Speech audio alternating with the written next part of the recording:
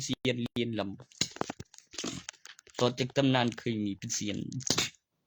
ก็สิไปบอกว่าน้องมึงบ่ได้บ่นั่นพ่อมึงแบบมึง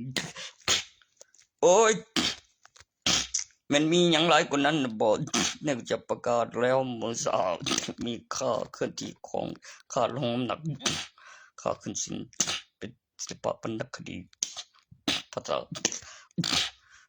อีบุดันดอจุนันเสียนเรียนมาก่อน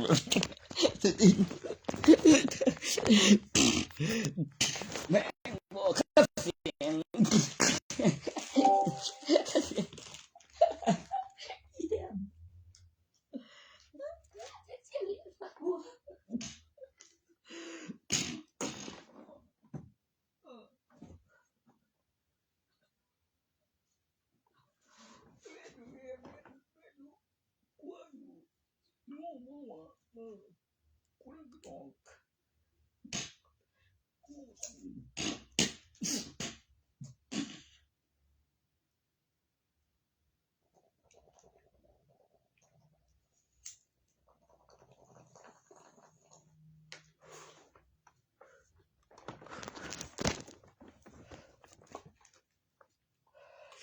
เรียนบ่กู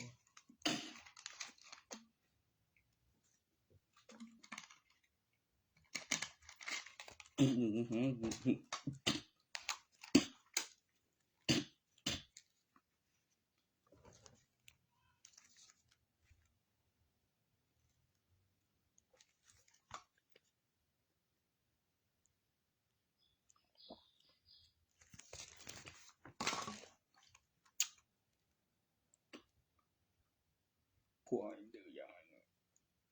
บ่ผมบ่ดื้อยาแล้วแต่บักเอกของหันเบิ่งทรงแล้วคือสิบ่รอดบ่กำลังเห็นผลบ่มอกตัวอีกก็เตือนไปหาเมียมากินโกกแซมนี่บ่เต็มไฟแบบใส่กระบวนท่าหลังจากหันเรียกว่าห้องเสียงแหงหลายเอาตำรวจมาจานก่อนหันมึงบ่เห็นหลักฐานกูซื้อดอกเอาลายมันนำย่านของจำเป็นกูบ่ได้เฮ็ดคือโตเลยได้ข้ามากูคนฟังล่ะแม่งเอ้ยย่านของจำเป็นกูทิ่มร่องรอยประวัติการเจริญเติบโตกับบัญชีเลียวกับเคลือบหนังกับผิวเลียวก็เลี้ยงในเคียกสุมเลียวก็คือเห็นพื้นที่จับคุมโบบ่อยรุ่นเก็บวิดีโอหลักฐานการเดินที่อาจารย์สาวของโจรเอาตอกไฟตำรวจกระบะกวนของโบยถ่ายรูปจนเสร็จว่าถึงได้เงินไม่เงินเป็นเงินบุญสุนอุ้ยปุ้งรถจนหอม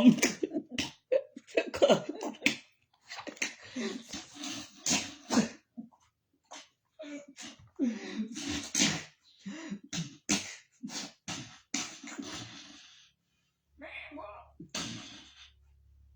กินกูดีด้วย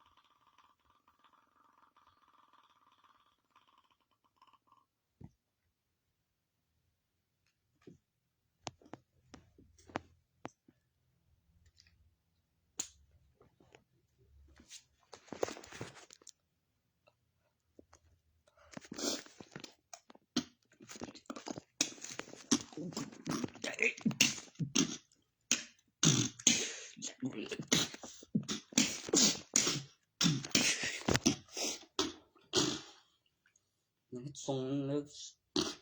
ได้ใส่สุดเสื้อปูไปบอย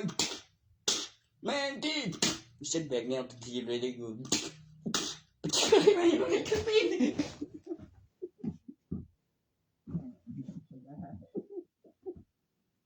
ด้วยหมดแล้ว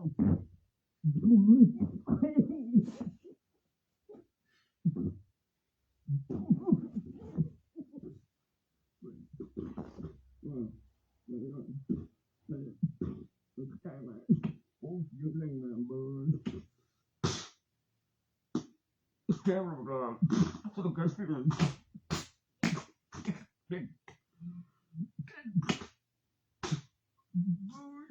Okay, beda kali.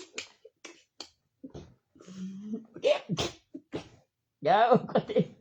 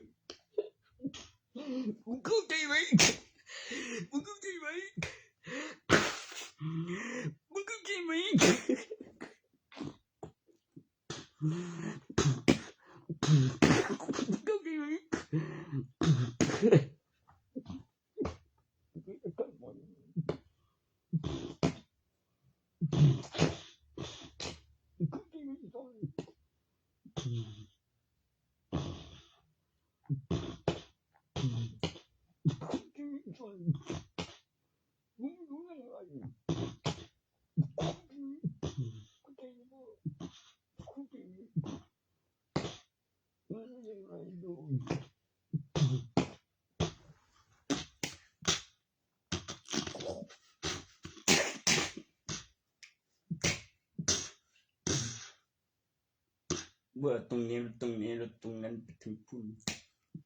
มีอีกมั้ยเรื่องจริงตี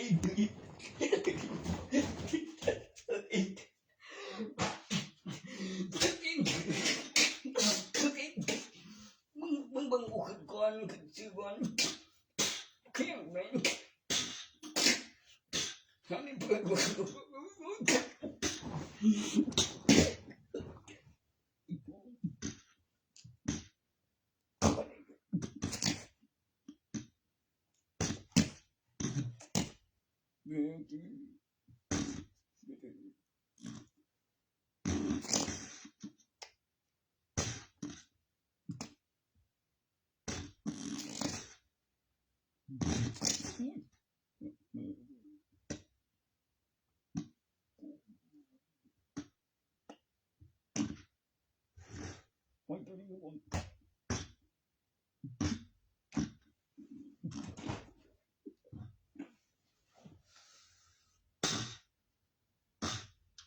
บางวันมันก็หัวเด่นส ส่เครื่องเงินไม่เห็นไงแม่งบ่สะดำคิดเครื่องเงินบ่นี่ฉันบ่ว้ายเงินใส่พระเครื่องติดเกมออนไลน์แม่งก็เถิดสิ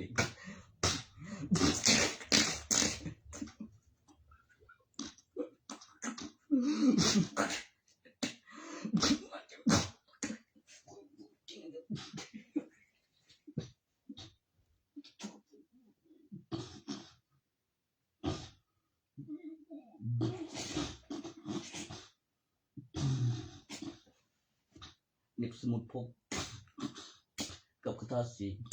พิจสืบปิดนับรอบกับพยานแบบนี้กับเพชรบ้านแม่ก็จะสืบผิดให้เจอเบิ่งใบจี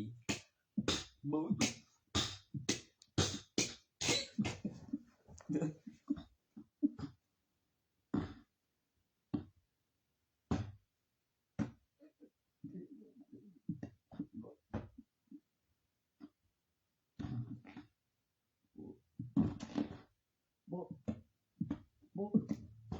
ว้าย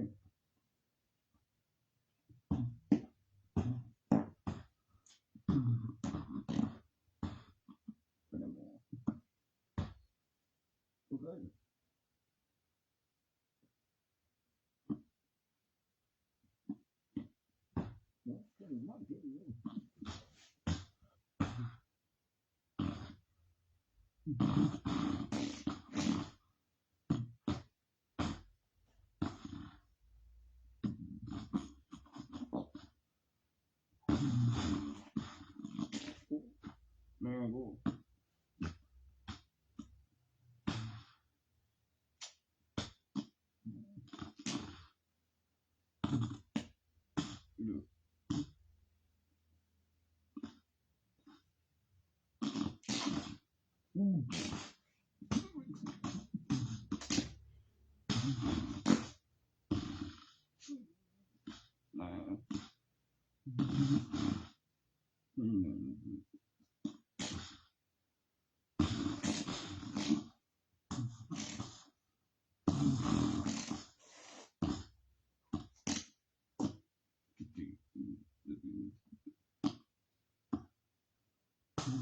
อุ้ยนี่ก็เ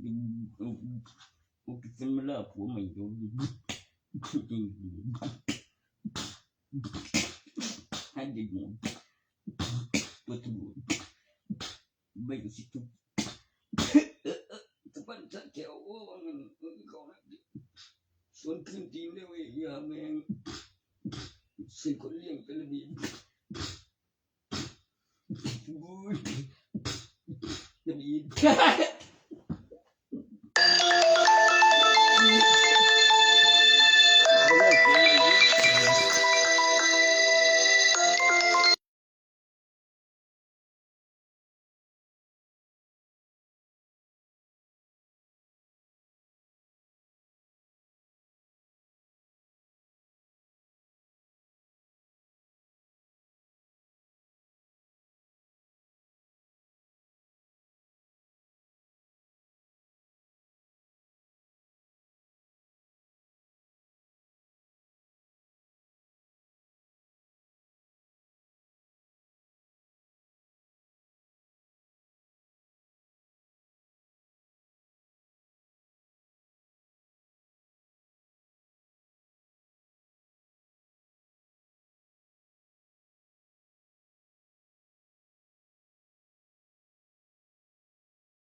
Radio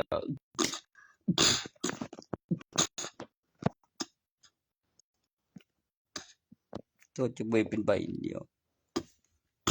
ก็มีท่านเวลาคำอธิบายต้องเป็นไปได้มันคือรูปมันสุนสลายเทพดาเสียนเจ้าเทพเจ้าตุเทพ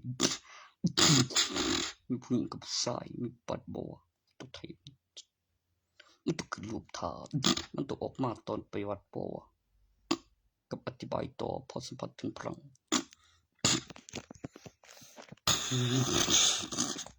นักกีฬา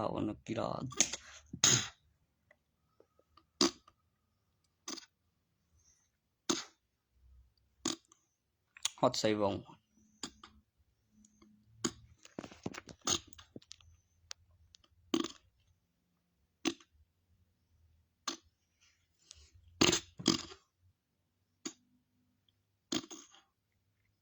ฮอตสัตว์พอรักเมืองตัวนั้นสงสัยจะมีคนถึงยันใดเรียบปุกเป็น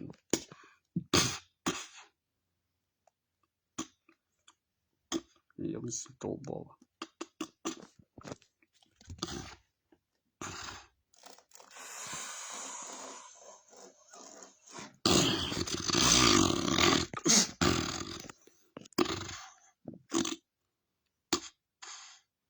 428ของเทวดานัจรวยกับ147บริเวณสัตว์ที่มีกำหนดเวลาในเวลากลางคืนที่สามารถเคลื่อนที่ได้ป้องกันอันตรายป้องกันโจรมีคนเคารพบูชามีการถวายเพื่อให้เกิดน้ำหนักตอนเปิดไฟเพื่อให้รู้ในการปลุกเสกการตอบสนองหรือใครที่มีสัตว์เลี้ยงแล้วเลือกแล้วพูดรู้เรื่องแล้วรู้มีการตั้งชื่อแล้วมีเทพเจ้าอัญเชิญโดยสิงโตของศาลเจ้าพ่อหลักเมืองที่พูดรู้เรื่องมีการตอบสนองต่อวิดีโอแล้วใครที่เลี้ยงสัตว์เลี้ยง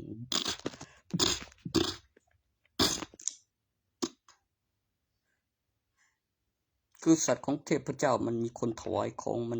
นด้วยนะแม่เวลามันต้องการสื่อสารหรือจะบอกอะไรสักอย่างเมื่อในบ้านมีสัตว์เลี้ยง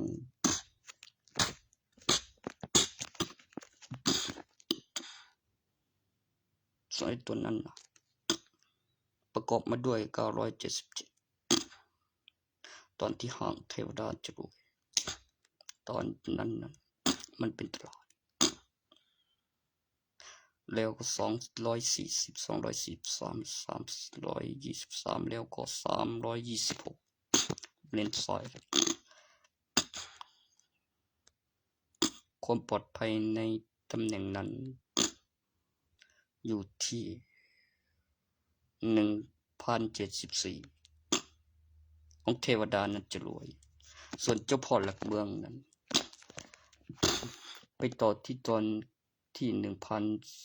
1479ของเทวดาจะรวยมีคำอธิบายต่อจากใบทะเบียนบ้านขึ้นรูปแล้วก็มีตัวตนแล้วก็มีบัตรประชาชนแล้วมีบัญชีใบทะเบียนบ้านซึ่งคนเดียว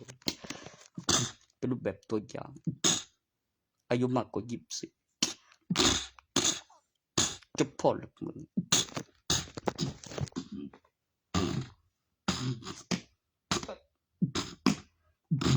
แล้วประโยคคำว่าใบทะเบียนบ้าน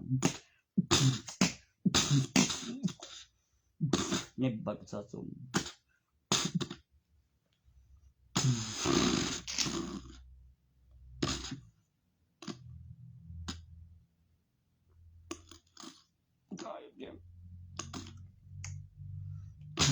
ข้อมูลต้องตรงตามนั้นเด็กตัวที่ได้ขายปกไว้บอยมีความมหัศจรรย์แล้วก็บินวิดีโอเป็นบินสำรองตอนที่441 442กับ588ใกล้พร้อมกันอย่างเพื่อมีคนไปทำให้เชื่อถือเบ้เจ็บใจใกล้จะใกล้คนอยู่คนละใบทะเบียนบ้านอยู่คนละที่นี่ทันดีพวงบ่243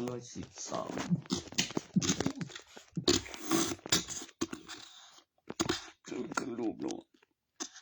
ต้องใส่ข้อมูล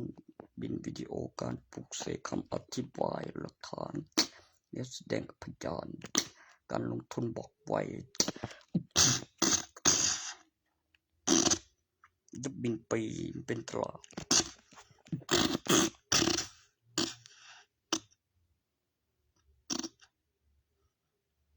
ก็มีท่านนี้นี่นะเก็บวิดีโอถึงจอกับตัวใหม่1 เมตรต่อสายตำรวจเลี้ยวเครื่องมาเอง191.2ขึ้นเปลือกกับคาบกับรูปแบบกับพระศาสนาพระเจ้าสต็อปกูตอนนั้นแล้วให้ใส่รหัสเพิ่มเติมไม่หลอกเลยไม่โกหกยังถึง28มี14ครั้ง28ตอนนี้29ยังมี30 ปีเลยกูเปิดกับข้ากับใบมึงได้ผู้นำตำแหน่งนักการเมืองภาคภาษาประเทศสีไรทงศาสตร์คำอธิบายตามรัฐบาลประโยครัฐบาลแล้วเป็นตัวตนมีการจดจำการพัฒนาของแผ่นป้ายวัดพลังเป็นรูปแบบตัวอย่างตัวที่เป็นหลักฐานต้นฉบับการจดจำการพัฒนาค่าน้ำค่าไฟ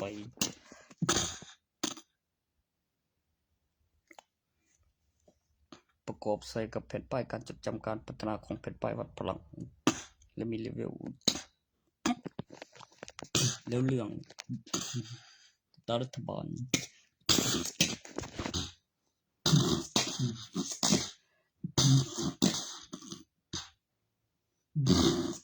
ปกติมันเป็นขออย่างกันบ่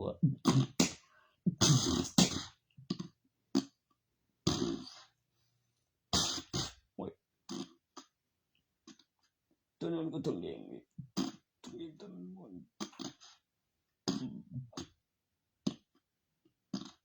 ตัวนั้นมันต้องไปเอิ้นเอาเด่นบอกตัวไหนไอ้สิงโตตรงนั้นมันตึงวิญญาณไว้แล้วกระปุกเสก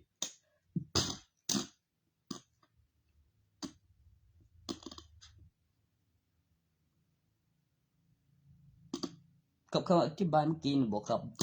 แม่นเห็นเป็นเฉพาะเมืองบินปีบูกับทุนในงานพยานกับทำให้อยู่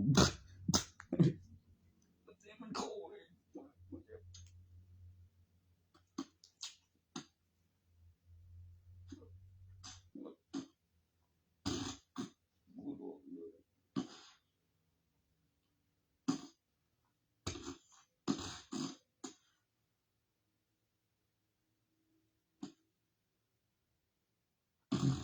เอโทตีจัตรวาสีด้านเรียงข้าง5นำหน้า e i o u สระ25อีก10ตัวและอีก10ตัวต่อจาก44หรือ22หรือ24หรือ26ในปัจจุบัน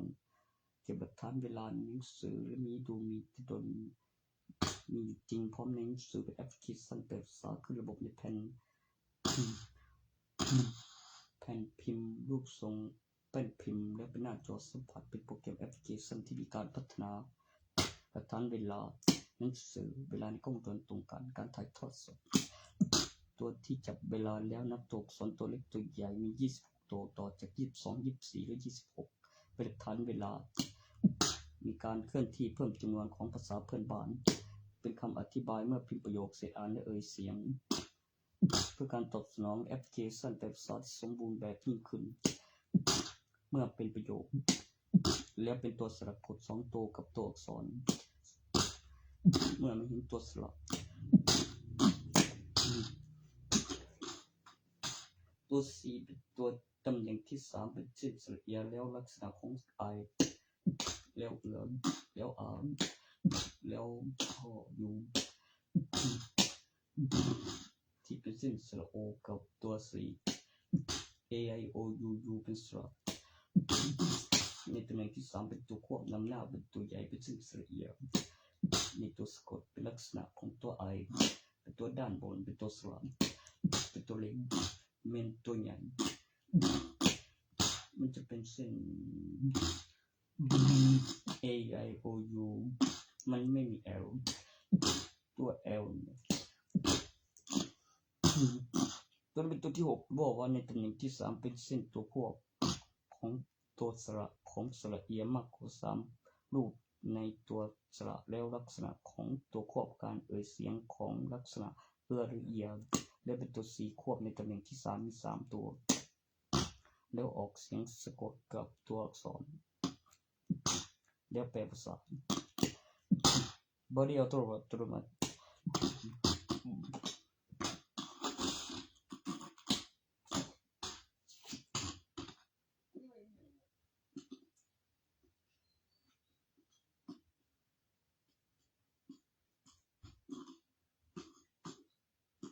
ผมมันทีละสองกูเสร็จเลยผมตัวสะกดเป็นบินวิดีโอต่อไปอัดเลยสิ่งเป็นไรนะมึงไม่มีเสียงแรงโอ้ยสังเกตมันมันคือจะบอกใส่สระเอียดตำแหน่งที่3ตัวเป็นตัวสระ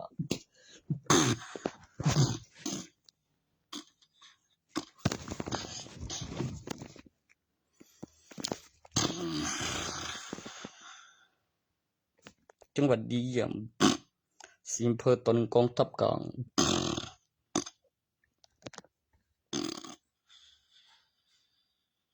มีบินอยู่ได้ในบน200อกมาก่อน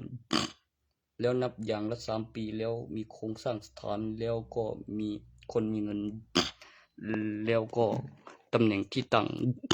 แล้วปริมาณของทหารแล้วก็เติมแบบเป็นปีค่าอาหารกลางวันหลังจากต่อจาก2 ปีของเกณฑ์ทหารในปีที่3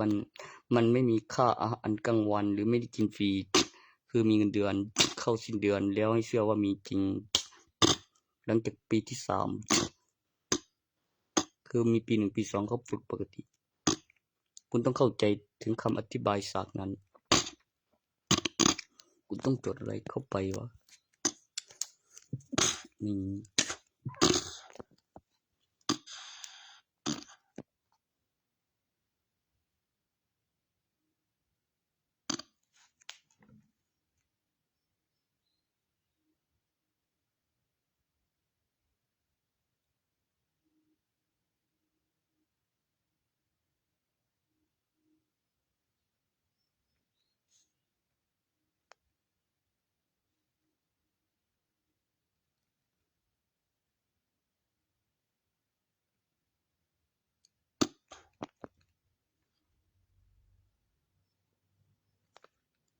ค่าแรง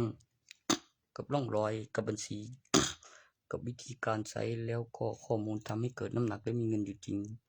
แล้วร่องรอยบัญชีผู้ครอบครองคำอธิบายเครื่องหมายขึ้นรูปมาแล้วมีค่าแรงมีค่าตอกรูปแบบบัญชีมีแรงดึงดูดภายใต้ชั้นบรรยากาศเข็มทิศโอ้เดี๋ยวฉันกดแสงบาเรียเดี๋ยวดูก่อนว่ามันมีอะไรที่เพิ่มขึ้นมาเองไหมกูว่ากูเช็คอย่างต่อจากนั้นในตัวนี้จะเพิ่มอะไรเข้าไปฮะบอดี้อัตโนมัติฮะเช็คอย่างว่าต่อจากนั้นต่อจากมีโปรแกรมซิงในตำแหน่งใดบอกไว้มองทันกล้องจรอยู่ปากกากูวางนี่บ่จำบ่มันไม่เห็นบ่วะก็บอกไว้มองทันอยู่เลยแน่ไหมกูเป็นอย่างนี้เลยได้ไรบินไทยทอดสดเรฟมีเปล่าจริงเปล่าน้อยกูมีดูมึงบ่เห็นบอกไปไม่เคยกูกดมีโบตุนพี่เสร็จไปเองโอ้ยกล้องจวนผลใบศิลปะเอกสารพัน4321จะใบเล่มโอ้ยตัวนี้ก็คนเดียวโอ้ยเขามึงอะไรเหรอไอ้สไตล์มึงเนี่ยยกไปกับพลังงานไฟฟ้าคนพบสั้นก็แสงบาเรียเนื่องจากเป็นแสงที่เหมือนถึงพลังงานแสงเป็นพลังงานความร้อนมีอุปกรณ์เป็นพลังงานไฟฟ้าประโยคไปกับพลังงานไฟฟ้าตอนนั้นเกิดสั้นบรรยากาศสั้นก็แสงบาเรียเป็นแสงที่เหมือนเพื่อให้เห็นวอเตอร์ดวงออกเสียงวอมีแบบนี้บอกตัวมีคนอยู่พระจันทร์รูนที่มีความรวมสมบูรณ์ด้านในเป็นตัวรอดจุฬาไม่หันอากาศแล้ว นอนเนนแล้วรุนตัววอนเป็นดาวเคราะห์ค้นพบวัฒนาการภายใต้สมมติการตัวนี้นี่เคลือบแล้วก็ขนาดของวอวางที่ดวงจันทร์เป็นรูปทรงนี้เด้มันต้องใช้อยู่7 ดวงถึงจะเคลือบดวงจันทร์แล้วมีชั้นบรรยากาศชั้นก่อแสงแล้วก็ใส่สรรพคุณมากับแสงเป็นแสงรักษาแสงทำให้สนิมคืนตัวเป็นโลหะเส้นเดิมแล้วไม่เกิดบาดทะยักนั่นไม่ใช่โลหะอ่อนเด้โอ้ยต่อจากพูดดูเรื่องขึ้นรูปแบบของมนุษย์แล้วร่องรอยตำนานแล้วบัญชีไม่สูญสลายคุณจะเอาเข้าไปในนั้นนั่นโดยพลังงานแสงรักษามันต้องเป็นโปรแกรมวิดีโอค่าแรงแล้วร่องรอยแล้วประโยชน์บอกไม่นะคือได้ฮะไม่ขึ้นเนี่ย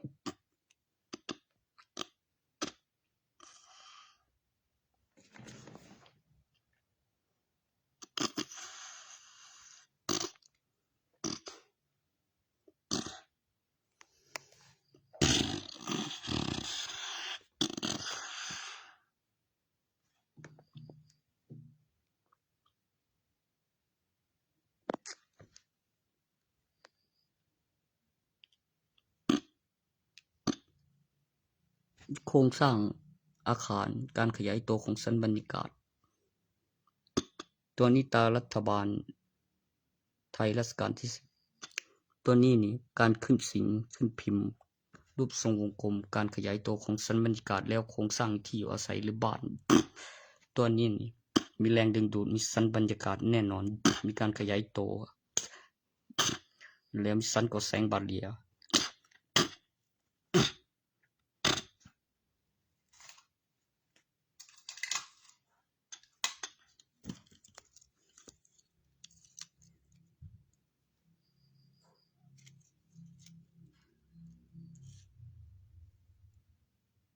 ค้นพบร่องรอยของมนุษย์บ่วะ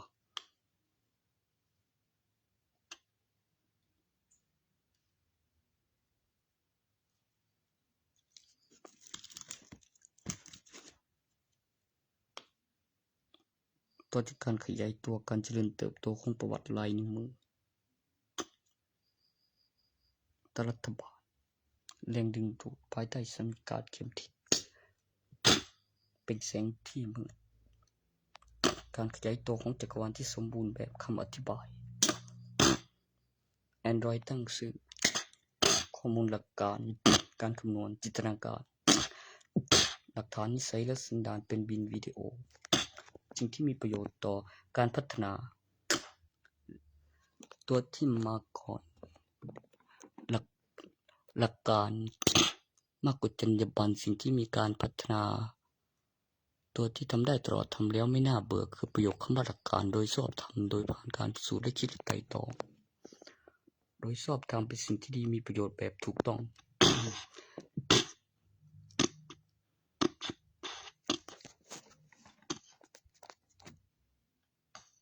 1479ของเทวดานั้นจะรวยในปัจจุบันมีบัตรประชาชนใบทะเบียนบ้านข้อมูลตัวตนทันเวลาคำอธิบายการค้นหาใน YouTube โอ้ย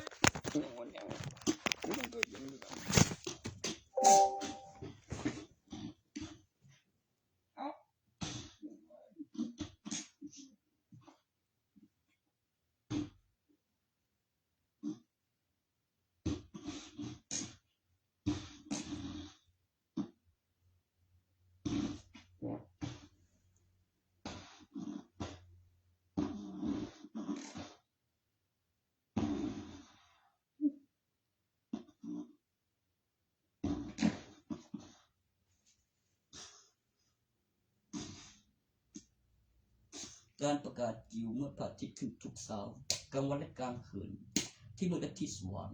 ตอกชั้นก่อแสงเวลาการเคลื่อนที่ของแสงดวงอาทิตย์ เพื่ออยู่ในสถานการณ์แต่ปกติแล้วเส้นการประกาศอยู่แล้วเส้นพระอาทิตย์ขึ้นทุกเช้าสามารถ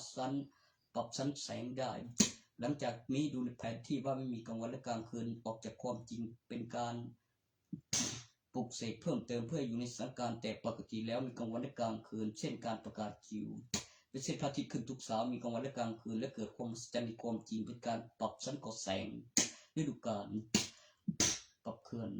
อุณหภูมิฤดูกาลเก็บเกี่ยวใน1วันค่ำคืนความอุดมสมบูรณ์ป้องกันภัยพิบัติที่เป็นอันตราย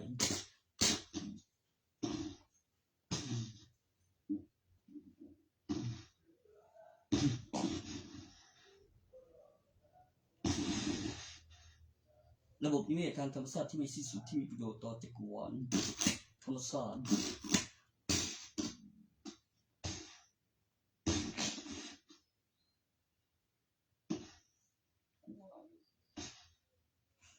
35,000 ถึงจะสามารถสร้างดวงจันทร์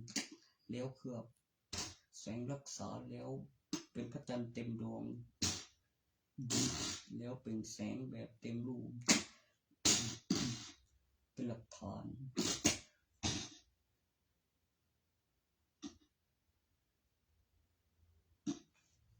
เป็นข้อมูลพลังที่ซ่อนของดวงจันทร์1ดวงที่มากกว่า 5,000 ของปริมาณอัตราที่มีการแลกเปลี่ยนของจำนวนการค้นพบว1ดวง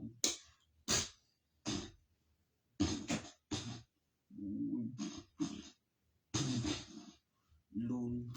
ต่อจากนั้นจะเห็นเป็นเส้นวอลหรืออะไรบอกคุณดวงจันทร์สิเป็นของเย็นจันทร์กับพระอาทิตย์มันมาเวลากลางคืนพระอาทิตย์ก็มาตอนเช้า1วันมี24ชั่วโมง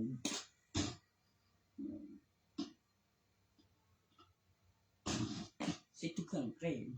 มีเครื่องไหนต่างอยู่กับนอกนั้นคือมีในห้องกับนอกห้องดีอันนั้นมันนอกไปนอกต้นห้องนั้นอยู่ความสามารถที่บอกไว้กับการลงทุนบอกไว้กับมีห้องไปของมันอะไรคนตอนปัดห้องเมื่อกี้ที่ดูคุยขึ้นปับหนังเลยมีแรงดึงดูดภายใต้ชั้นบรรยากาศมันดูจากภายใต้ชั้นบรรยากาศดูดวงจันทร์นั้นมันจะลอยรูปนั้นมีแรงดูดภายใต้ชั้นบรรยากาศเพราะอะไรเนี่ยโอ้พ่อแปะอย่างนั้นลอยแล้วอยู่ในรูปทรงวงกลมผมก็ก้องจองไป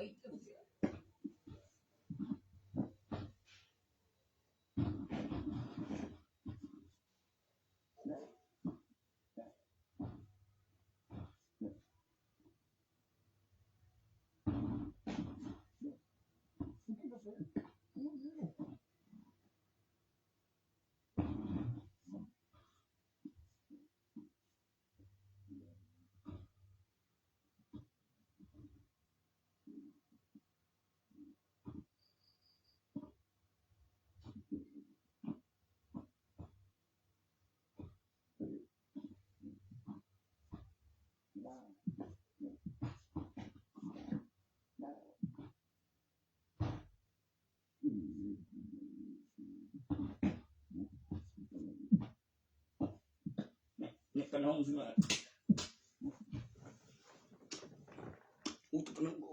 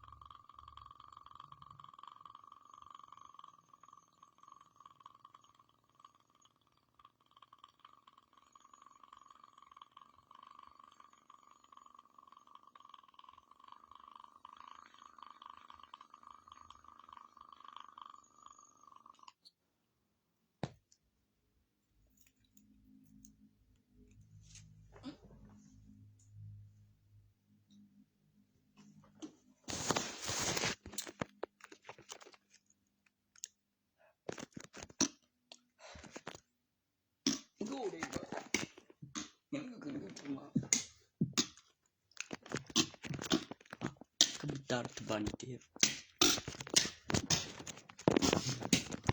อุ๊ยนี่เย็นก็มีเย็นบวก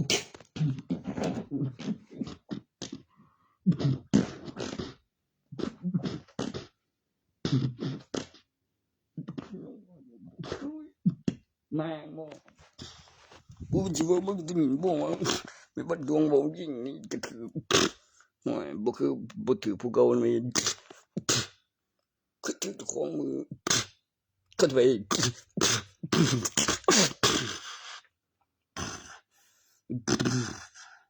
่คือกูอยู่บ่ฟังมึงบ่เจ้าต้องเบิ่งนำใดกับอ่านตุน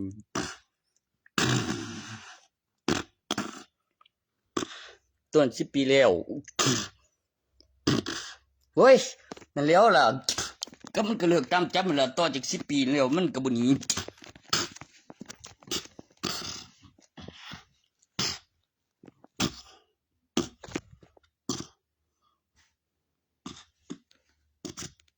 ห้วย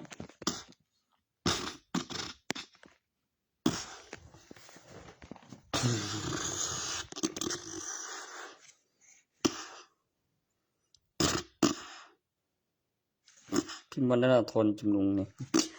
แม่บ่ไม่มีบ่ not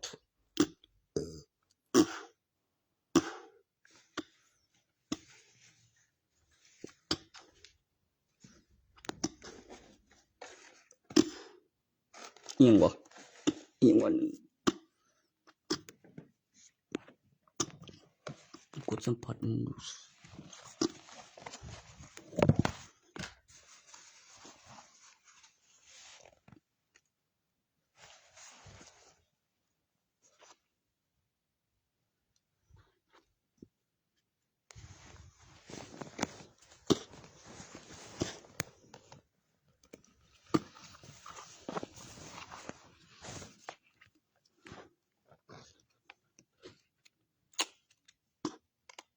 แต่ว่ากดไว้แล้วเคยสัมผัสแล้วแล้วมันก็อยู่ในอุปกรณ์น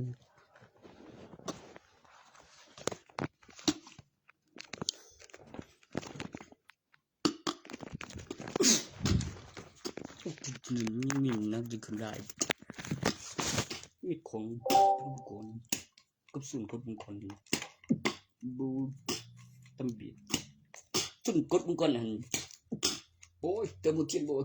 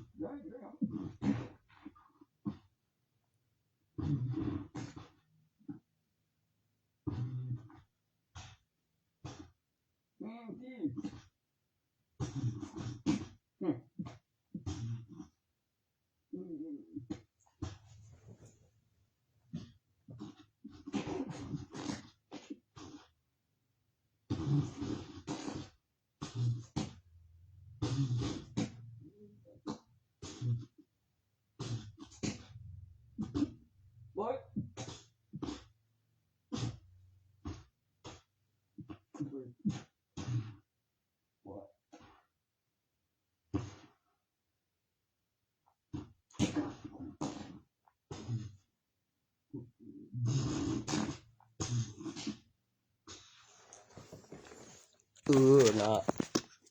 พอดีเจ้านำบอกอำเภอเมืองปุ่นเด็กมีข่าวถิดอยู่นะ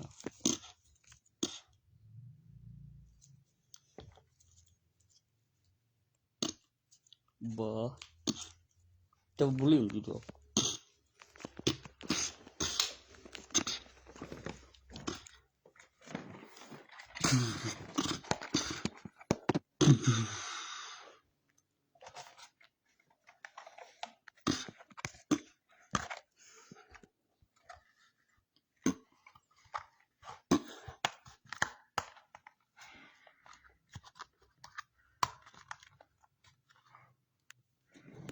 ตัวเซตตันนั่นนะ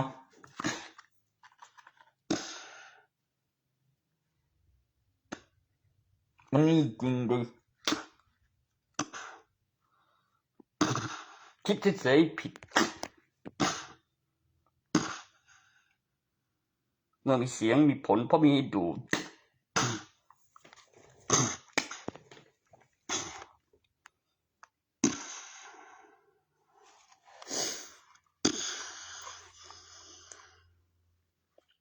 ทุกหนุดเวลานับใหม่โตเที่ยงคืนถึงตี 5ได้หลังเที่ยงคืนถึงตี 5ในช่วงเวลานั้น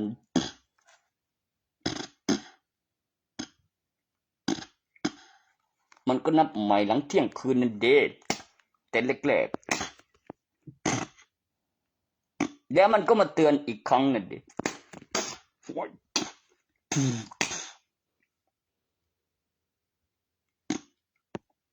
เพราะอะไรบอกเพราะการคำนวณการเคลื่อนที่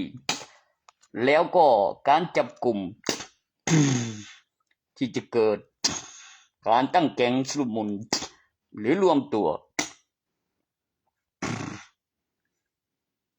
นอกจาก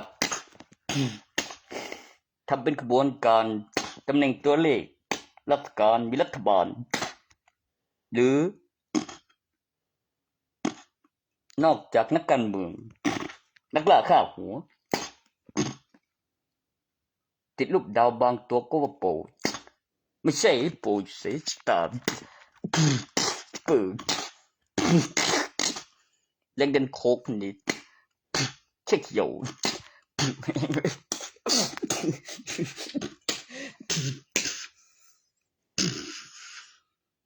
แมนรถไฟ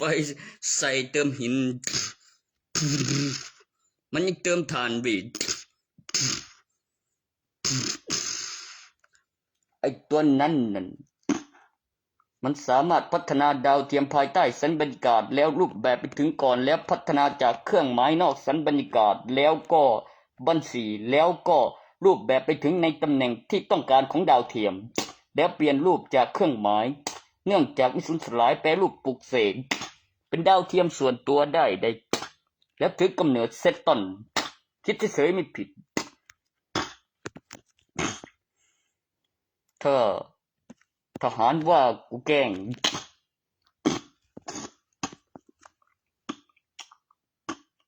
ไอ้ตนนั้นเขาทำกันยังไงกันเหรอ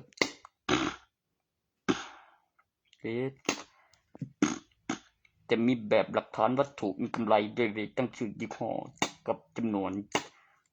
มีได้ดีด้วยเว้ยเซตตันกับหาไม่เจอเพราะจะว่ายึดทรัพย์นั่นปะพอแจ้งตำรวจและไม่ได้เกี่ยวว่าได้มาเพราะอะไรมีพยานไปทำดูนั่นมีคนตั้งราคาเป็นหลักฐานของวัตถุโบราณ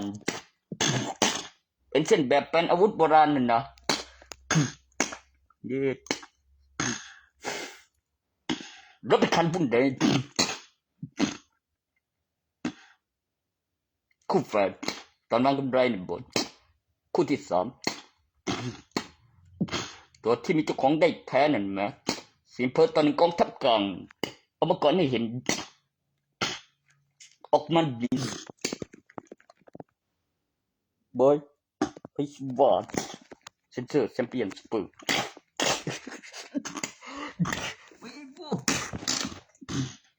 ใส่หน้ากากมันคอเซนเซอร์เด่น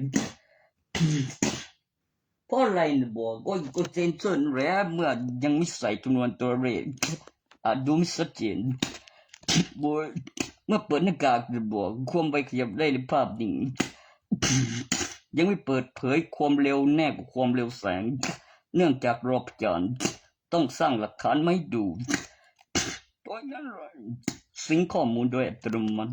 การเคลื่อนที่ความเสื่อมของปฏิทินการอัปเดตเวอร์ชันเองเวอร์ชันถัดไปจำนวนตัวเลขที่ทำจำได้